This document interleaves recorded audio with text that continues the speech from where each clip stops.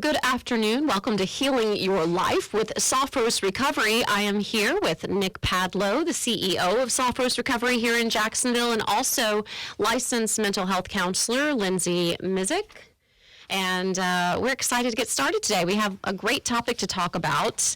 We're going to be talking about how to help a loved one needing help. And of course, we're talking about any sort of addiction issues that you or your loved one might have. And first, I just want to welcome you both to the show. Thank you. Thank you. Yes, lovely Sunday afternoon and a lovely subject to talk about because so many folks have questions when it comes to addiction and whether it be with themselves or family member or friend. So we're going to talk you through just what you can do if you feel like maybe now's the time that you need to reach out for help. So Nick Padlo is the CEO of Sophros Recovery. He's a small business leader, entrepreneur, native of Jacksonville, and he received his undergraduate degree from West Point, and he served as the chairman of the honor committee. After West Point, he served for 5 years in the Army, where he spent 27 months in combat operations between Afghanistan and Iraq. And he earned the Bronze Star and Combat Action Badge. He attended Stanford for business school, later went on to become a CEO of a big company, and his move into substance abuse treatment is a result of his personal battle with depression, anxiety, and substance use disorder. And getting treatment for himself, he defined his personal mission as helping others through similar dark times.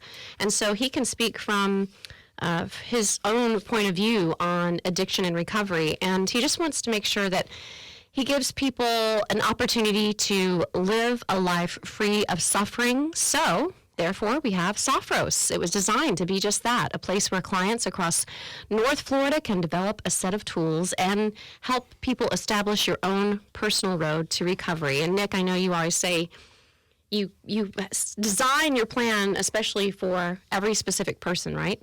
Yeah, we try to make sure that everyone's experience is really just kind of what they need as opposed to, a cookie cutter solution. Yeah, so we'll talk a little bit more about that. And we also have your senior therapist here, Linsey Mizic, and she is a licensed mental health counselor joining us today, originally from Philadelphia. She received her Bachelor of Science from Pennsylvania State University, her Master's of Science in Clinical Mental Health Counseling from Lock Haven University, and began her career as a mobile crisis counselor and transitioned into a family-based therapist. She relocated right here to Florida in 2019 and began her career in the substance abuse field, working as a detox therapist and primary therapist at a dual diagnosis residential substance abuse treatment facility. And then you talk about, Linsey, your therapy styles incorporating cognitive behavioral therapy, solution-focused therapy, and mindfulness therapy as well, and feels connected to creating a plan for her clients and providing support and guidance for good mental health. So we're happy to have you both here. Thank you. And talking about good mental health outside of work, I love talking about what you guys do when you're not at the office. Linsey enjoys to spend time with her animals, family, playing sports, and learning how to cook and grill new meals. Yes. So today, we're getting a little cooler weather, but we're in spring break mode, so it's grilling time, Linsey. Yes. Let's talk a little bit about addiction and recovery and how to help a loved one needing help. And so my first question for both of you is, what is the difference between enabling someone and supporting someone? So as family members or friends of someone who's struggling, we always want to help them. It's just our natural instinct is to try to help, right? And sometimes when we try to help, we actually do the wrong thing, right? And so, you can imagine some of the kind of easily identifiable ways that people get enabled, right? So you give them money for drugs, right? Or give them money for alcohol, or take them to the store, right? And so those would be just kind of the blatant examples, right? And then on the other hand, supporting might look like helping someone get treatment, helping them to identify the right place for them. And then where it gets messy is everything in the middle, right? Where we're trying to prevent negative consequences from the drug use. That would be kind of how I would look at enabling, is something that takes away these negative consequences or promotes them getting, getting more drugs or alcohol or whatever it might be. Mm-hmm. Yeah, it's such a hard line when it just comes to mental health in general. Recently had a friend living next door to someone who, may be getting that person more assistance and more help than that person's own family might be doing because, you walk a thin line. Do you call the authorities? Do you call a therapist? Right. Do you put that person in a facility? So there's some hard questions when it comes to mental health and addiction. So Linsey, what's your thought on, some of the things you run across when you do have to talk to people about, you might be enabling this person to continue their drug or alcohol use? I mean, it's really tough, right? I mean, I actually just ran a group on this yesterday talking about, the difference between helpful guilt and non-helpful guilt, right? Helpful guilt is the insight of recognizing when we've done something and we're like, maybe that wasn't my best choice, right? Non-helpful is, saying, well, if I don't do this, then this is going to continue to be the outcome, and you keep taking that on, right? Well, if I don't give them the money, then they're just going to go get it from somebody else, which is fair, right? But being able to let yourself start setting those boundaries of saying, I can only do so much. One of the big things that I often say is sometimes no help is the best help, which can feel a little harsh, right? And is also very difficult. But that's a huge place. The enabling is a huge place where codependency just breeds, right? And that builds itself in there. And so being able to empower someone to say, reality is, you're right. If you do it, this might happen. And if you don't do it, it still might happen, right? Creating that space to believe, okay, it's not just me. If it's not just me that does it or doesn't do it, that's not the end all be all. It's going to most likely happen regardless. Right. And it's so hard. And we could talk about this, honestly, the enabling thing all day long because there's so many different versions and forms of it. But, no help is the best help sometimes when it comes to certain things, right? Like giving them money, perhaps, or giving them a place to stay. But there's always help at Soft Roast Recovery. And if you have questions, how do I not enable my loved one? How do I just help them and support them in recovery? Then you can give them a call. Their phone number is 904-439-4805. Again, 904-439-4805. If you want to check out their website and just kind of feel it out for now, you can call Soft Roast Recovery or look at their website. It's softroastrecovery.com. And again, that's spelled SOPHROS recovery.com. And so we have Linsey, a senior therapist here, as well as the CEO of Soft Roast Recovery, Nick. And, is there anything else along those lines about enabling specifically that maybe people out there are doing for family members, spouses, children, and they don't even realize they're doing it? Yeah, and we think about the obvious examples, right, that I mentioned earlier of like paying for, giving someone money for drugs. But what about helping someone with their rent, making sure that they get their rent, right? Well, now they're not having these negative consequences anymore because they've got a roof and they've got food or whatever it might be. And so sometimes even things that we feel like are, I'm just trying to support him, it may also be, but you're also putting him in a position where this can continue. And so even things that might seem on the surface as innocuous, when we're helping someone and they're able to continue the same pattern because of our help, then we're still enabling. Well, because that might be, if someone wasn't doing drugs or alcohol, then they might be able to fully function, which means they could have a job, which means they could pay their own rent. So it's kind of, you have to look at the full picture of, okay, why do they need the rent money? Okay, because they're not showing up for work. Right. Okay, well, why aren't they showing up for work? Oh, well, then they must be using too much or they must be drinking too much. So it is hard, really hard for parents, especially that I have spoken to let go and say, I've got to let this person survive to understand the consequences of their addiction. And so you're the therapist, Linsey. Tell me, what do you do in those situations when people come to you and say, I don't know what to do with my child, with my spouse? They're just, what do I do to now help them and stop giving them money or stop giving them something that may force them into recovery? Yeah, that's a fair question. I think one of the big things that, we often talk about in the substance use world is meeting people where they're at, right? Realizing not everyone is always ready, and I think that's really tough to be able to see somebody that you love so much and see parts of them get stripped from their substance use. And sometimes people aren't ready. And sometimes that might come with the means of a negative consequence of somebody no longer doing what they had been doing, right? And that may be the recommendation of saying, take one step back, right? Take one step back and help that person see, here's the outcome that could happen for me, right? Here are the negative consequences that could happen. We have a assignment we have a lot of clients do, and it's something we call the yet letter. And the yet letter is, writing down everything that has yet to happen, but it could happen.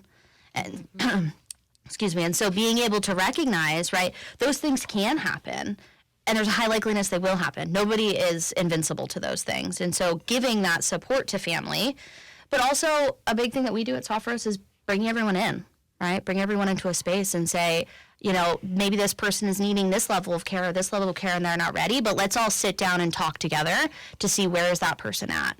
Are they willing to meet us here? But we can't do the work for them, right? As much as we want to, we can't do that work for them. I have some questions about that because and we can talk about it after the break about talking about when they're ready. Yeah. So we'll discuss that when we come back, and we want to give you that phone number again. If you or a loved one is looking for help and you're ready to make a change, you can call Soft Roast with your questions at 904-439-4805. Again, 904-439-4805. You're listening to Healing Your Life with Soft Roast Recovery. Welcome back to Healing Your Life with Soft Roast Recovery. I'm April Davis here with the CEO of Soft Roast Recovery, Nick Padlo, and senior therapist Linsey Mizic. And we're continuing our conversation about when you are trying to help someone, when you're trying to avoid enabling and be more supportive in recovery. We've talked about, Linsey was saying, that person has to be ready. So how do you determine that or encourage that? So encouraging the ability to be ready is both recognizing the means of autonomy as people, right? Wanting to be able to support someone in making an independent decision, but also realizing addiction takes that part away, right? When we're talking about addiction, right, that really impacts the frontal lobe, which is impacting your ability to make choices. And when you're in active addiction, it's sort of like walking around with your eyes covered, right? Like you can't expect yourself to know where you're going if what you've been used to is being able to see everywhere you go, right? Those other senses are not going to kick in that way. And so being able to meet people where they're at to say, if I live in the space of believing that I'm never going to be ready, I'll never be ready, right? If we use finite terms of never, only, just, right? Just one more drink. Just one more drink isn't going to change, right? We say one is not enough and 1,000's too many, right? I'll only drink today, I won't drink tomorrow. I'll only drink afternoon, right? I won't drink, after 6 o'clock.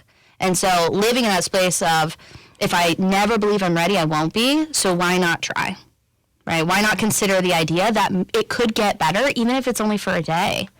And then that day builds into more days. Yeah, which is a great conversation to hear from you as a senior therapist on how to phrase it to your loved one, right? Because that's the hardest part. You're in this turmoil of trying to help your loved one or yourself, and you're thinking, how do I even get them to try? So, Nick, when someone wants to say, bring in their friend, their spouse, their child, how do they even get to that point where they could at least have a professional person talk to them about what Linsey just mentioned?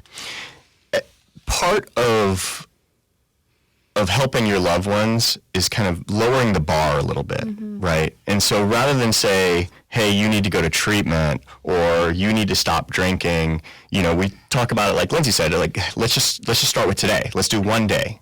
Or not that you need to come into treatment, just come talk to somebody about it, right? We're not asking, we're going to set a very low ask, and we're going to say, just come and talk to somebody about it. And I think part of this too, there's a concept called motivational interviewing.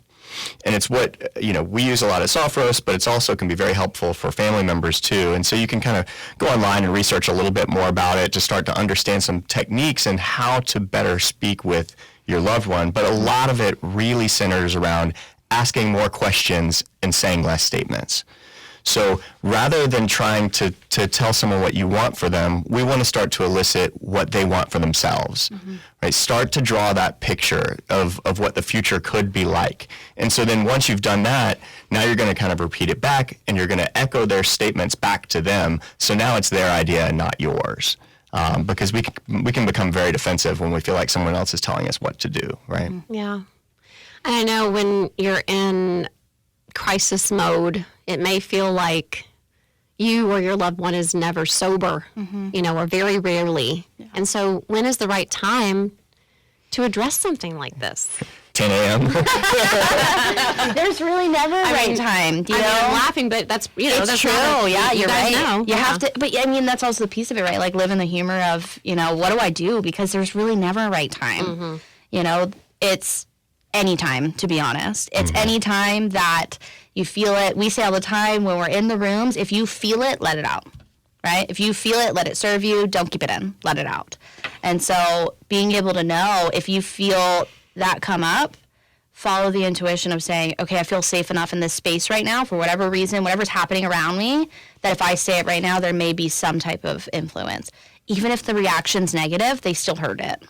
Yeah, and I love the suggestion from Nick about motivational interviewing, asking more questions. What a great idea. So, they are full of great ideas and information and suggestions. Even if you decide maybe recovery is not right for me right now, you can still give them a call and they can help you walk through this process. Give them a call at Software's Recovery at 904-439-4805. Again, 904-439-4805. And they can suggest things like motivational interviewing, because that rings so valid with me about hopefully they're going to answer your questions, but let that person share their feelings and express themselves. Makes so much sense. So moving on to boundaries, which is kind of a buzzword these days, but how do we set effective boundaries with loved ones to make sure that we're doing the right thing, not enabling? Follow through. I mean, that's the biggest thing we always say. Boundaries are not meant to feel good, right? If you are finding that somebody's responding in a new way, it's working, right? We have a lot of clients that will come in and they're like, well, I did this thing and I don't think they really like it. Nice, right? And I know that that's, sometimes feels a little counterintuitive, but it's the truth is when you're setting a boundary, it's uncomfortable and it's new, but that also means if you're uncomfortable, you're changing a behavior, and that's great, right? Is to have the insight to say, okay, if I can set this boundary with my family member to say, I love you and I want to meet you where you're at, and I love you whether you're using or not, but I also want to tell you that when this happens, this is what's happening for me, and here's my boundary. Right, to establish that. And also sometimes boundaries are established in silence, which also, again, can be really uncomfortable. Right. And what are some examples of boundaries that you could set with a loved one if you feel like enough's enough, you've got to get help? What can you do? I think one boundary that, we've talked a little bit about helping with housing. And so a boundary could look like, I will help you with your rent as long as you are in treatment. Okay. And so, but what we see happen is we see someone set that boundary, and then there are a million reasons why treatment can't start this week and this week and this week and this week. And so before you know it, now we're 3 months down the line and we've been, enabling rather than supporting. And so by having that boundary, it keeps both your loved one and you away from this kind of sticky situation. And I would imagine clearly you're professionals and you can help in this regard, because I've seen it so much in my lifetime working in the news industry, and also within my own family, when you think that those boundaries are working, but behind the scenes, not so much. You guys have the tools to help these folks, say specifically with each specific situation, obviously, what's going to work. And so it's so important to have that professional feedback. And if you are looking for some of those answers to your specific questions, you can call Software's Recovery. Their number is 904-439-4805. Again, 904-439-4805. 4805. And you're listening to Healing Your Life with Southwest Recovery. I'm April Davis, along with senior therapist Linsey Mizic and the CEO of Southwest Recovery, Nick Padlo. And so now we're moving on to, what does ongoing support look like? Because clearly you got to do the first step, get folks into treatment, get them started. They've got to be ready. So what's beyond that to support? I think one of the largest things that we can do to support a loved one who's going through this is getting help ourselves, right? So that might mean therapy. That might mean, doing your own research, doing your own self-care. But I think we often forget about that because we're so busy trying to help our loved one, and at least we think we are, that we're not helping ourselves. And the more we can do our own self-work, I think that's a great way to support our loved ones as well. That's so important, Nick, because, we kind of get in this black and white view of things, and they're doing something wrong and I'm trying to help that person kind of mentality. But then you've got to realize, to reinforce those boundaries, the treatment, and make sure that you're not enabling, you have to make sure that you're also getting that feedback of, oh, wait a minute, don't go back into your old patterns, right? Because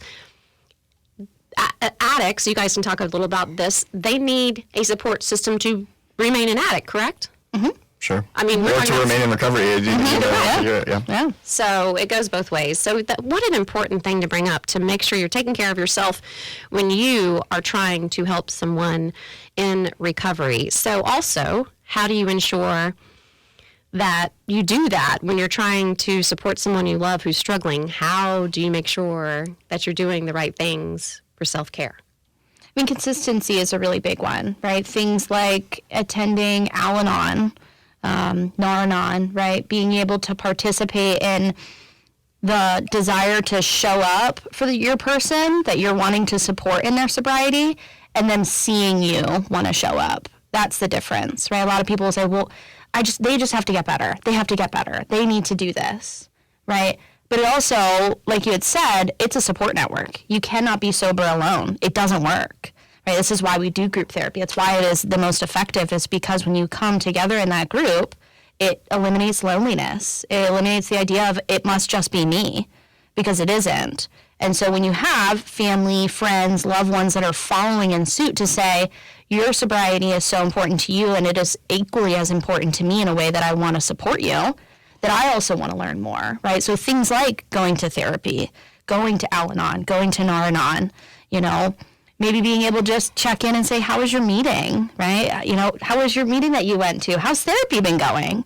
Just being there and existing in the space of meeting them where they're at. Yeah.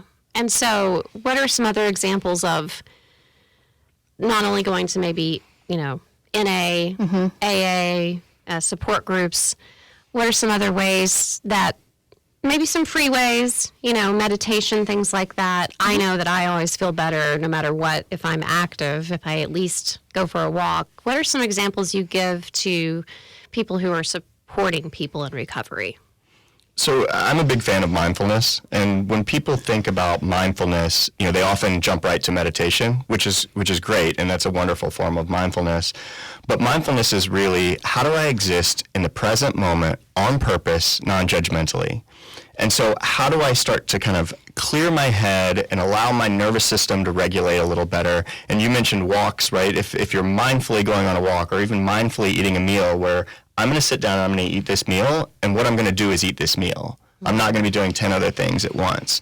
And it allows us to kind of come at life through a little bit of a more regulated perspective, where we're existing in the present moment. Because so many of these things, the amount of stress and anxiety that supporting a loved one can, it can really bring up in us. And then we start to become reactionary, and then we're not taking care of ourselves. So taking those 5 minutes 3 or 4 times a day to go for a walk, or to eat a meal, or drink a coffee, and just drink the coffee, not do anything else, that can help kind of get ourselves back in balance. Right, because so much of your time when you're dealing with recovery yourself, you're dealing with a loved one who is an addict, a lot of it's spent worrying.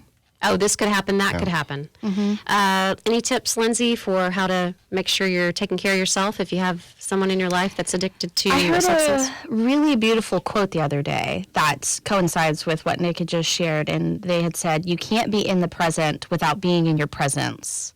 And I thought, wow, like that's really powerful, right? And I think that that is just like a really good umbrella to say we have to allow ourselves to exist with us, right? And I say that to my clients too, is existing in the right now and doing things that you enjoy, right? Do things that make you feel good, right? Do things, go out for a walk, sit in the sun for a few minutes, do things that maybe you haven't had the time to do before. You know, just taking time to take space and be with you, right? The better you can get at that, the better you're going to feel.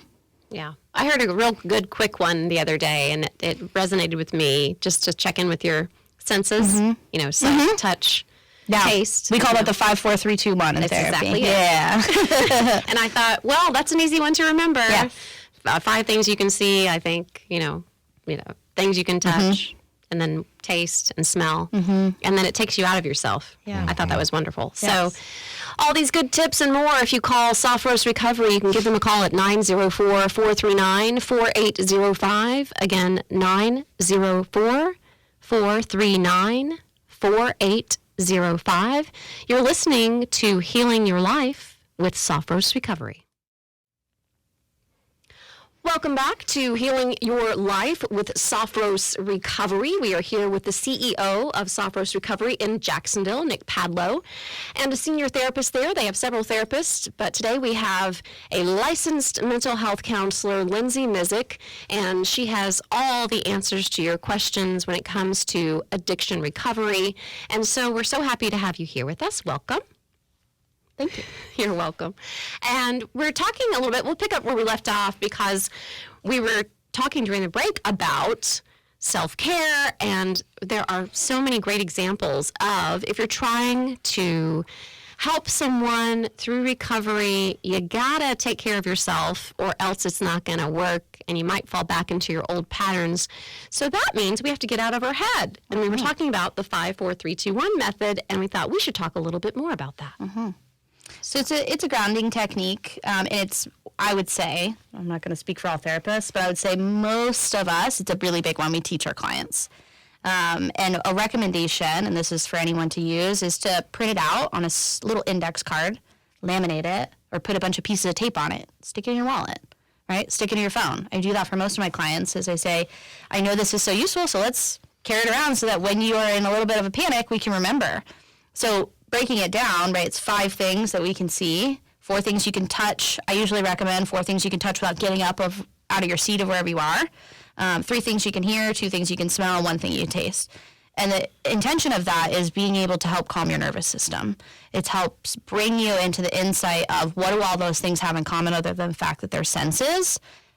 They are all things you're in control of. Right? I could pick up and I could move the things you can see, but guess what? You're still going to be able to see 5 more things. I could move where you are, but you're still going to be able to touch 4 more things.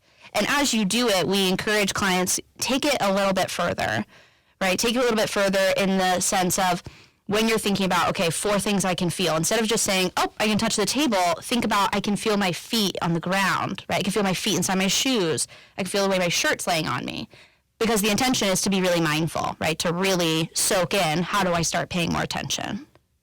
Yeah, because I think a lot of people, like you said, Nick, we always hear about meditation. And what is that? You know, and a lot of people think, oh, I just don't think about anything. No, of course, we're always going to think about something. We might be thinking about how peaceful and quiet it is, but our brain is always on. So we're always thinking about something. And so I love this 5, 4, 3, 2, 1 method. But how do we... Why is it so important, actually, because we're talking about being in the present is tough to master, or else we would all be better human beings all the time. But why do we need to do that, especially when we're talking about helping someone in recovery? Good. When I think about mindfulness, I think it's also helpful to think about what mindlessness is, right? And so mindlessness is just kind of getting swept around by whims and thoughts and feelings and emotions and kind of, you can almost imagine all of your thoughts and feelings as passengers on a bus, right? Mindlessness is when you let them drive, right? And so we're not even in control. We're not just acknowledging these things. They're controlling our life. And so the practice of mindfulness, of just coming back to an object of focus, right? So within meditation, often that object of focus is your breath, but it might be how you feel, or it might be in the 5, 4, 3, 2, 1 method, right? You're focused on one thing at a time. And what you're doing is you're training your brain to come back. How do I get my brain to come back? I'm stressed out. How do I get it to come back? I'm having a fleeting thought. How do I get it to come back? And so we practice that kind of 100 times in the course of, a few minutes. Well, now when something happens with our loved one and it starts to throw our nervous system out of whack, we can come back.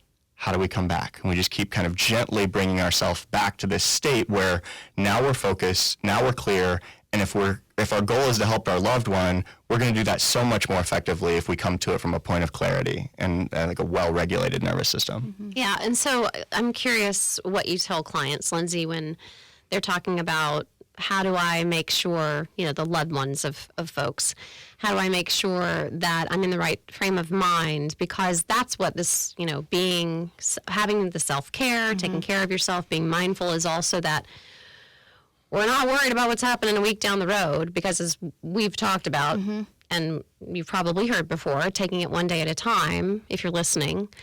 And so therefore, that's why we're talking about this so much, because then you can focus on what's happening right now, not just about yourself, but if you are helping someone, how do you tell them this is what you need to concentrate on to make sure that you're headed in the right direction for yourself and your family?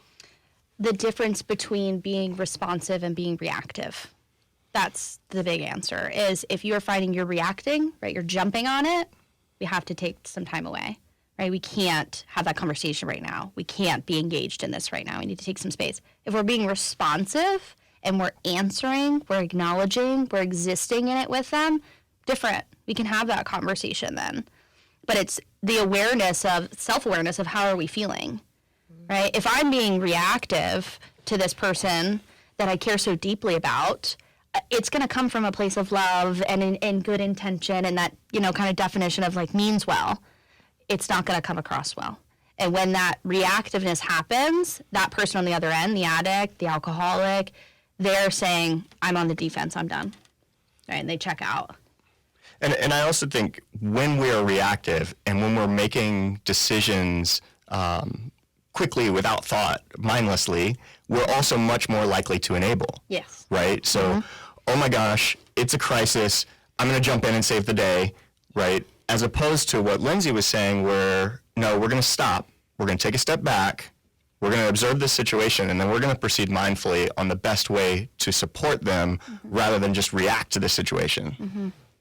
Yeah, so what I hear you guys saying is that it's just as important for the person in recovery to be in the right mindset as it is for the people surrounding them, their loved ones, to be in the right mindset, because it takes a village to recover. And part of that village is your therapist, a professional. It's so much easier to get through this process when you have someone talking you through it, giving you a specific plan for mind, body, and soul, and making sure you can recover in the best way possible and that you have that support that you need. And if you've been through this more than once, you know it might take a professional to get you through this process. And you can call Soft Roast Recovery at 904-439-4805. Again, 904-439-4805.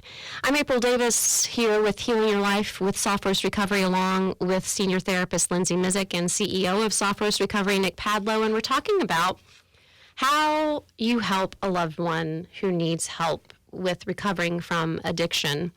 And so I'm thinking about specific examples as far as setting boundaries and enabling. And so what if someone has maybe been in recovery a few weeks, you feel like they're on the right path, and then all of a sudden, because a lot of this we're talking about is falling back into patterns, and being enabling and saying, all right, I'll just make sure you have a safe place to stay, things like that.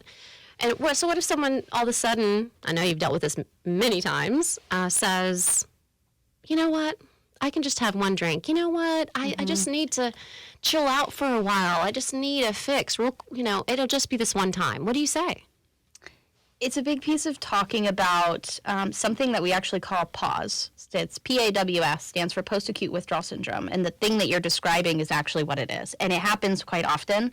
And so the way that we talk about it is it normally happens somewhere around 2 weeks in, because your body is recovering, it's healing. You didn't get here in a day, you can't leave it in a day. You didn't get here in a month, so on and so forth. And so the way I often describe it to clients is we think about day 15, double the number. Day 30, double the number. Anything, give or take a few days of that, those things start to happen. I could have a few drinks. I could have one. It's not a big deal. Nobody will know. I've been working really hard in recovery. I deserve it.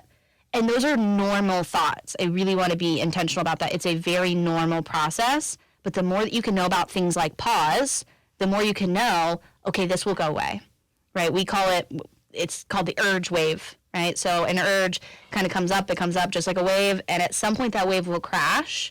But a lot of the time when people are in the pause and they come to the top, they think this will never get better.